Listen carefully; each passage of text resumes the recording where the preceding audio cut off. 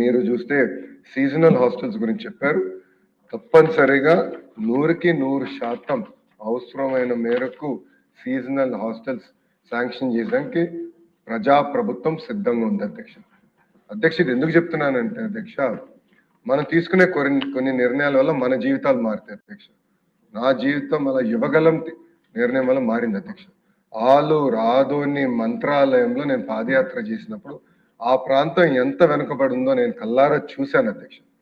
నంద్యాల పార్లమెంట్కి కర్నూలు పార్లమెంట్కి ఎంత డిఫరెన్స్ ఉందో స్వయంగా నేను చూశాను అధ్యక్ష. ఇన్ఫాక్ట్ నిన్న జరిగిన SIPBలో కూడా మీరు చూస్తే కర్నూలు పార్లమెంట్కి ప్రత్యేకంగా వస్తున్న పరిశ్రమలకి అదనంగా ఇన్సెంటివ్ కూడా ఈ రోజు ప్రజాప్రభుత్వం వాళ్ళకి ఇస్తుంది అధ్యక్ష.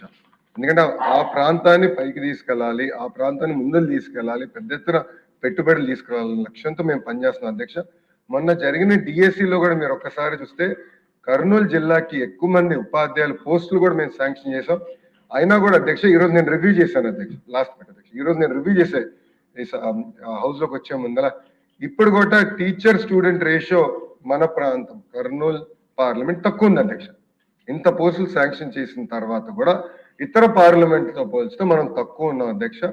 త్వరలో ఎటుకో DSC ప్రకటించబోతున్నాం. జాబ్ క్యాలెండర్ కింద మన పార్లమెంట్ కి ప్రత్యేక ఫోకస్ ఇస్తాం, మెరుగైన ఉపాధి అవకాశాలు కల్పిస్తాం. అంతేకాకుండా మీరు చెప్పినట్టు ఆ సీజనల్ హాస్టల్స్ పైన మీరు ఇంకా వివరాలు ఇవ్వండి. 100కి 100% కేటాయించి నడిపించే బాధ్యత ప్రజాప్రభుత్వం తీసుకుని గౌరవ సభ్యులు తెలియజేస్తారు. నెంబర్ 1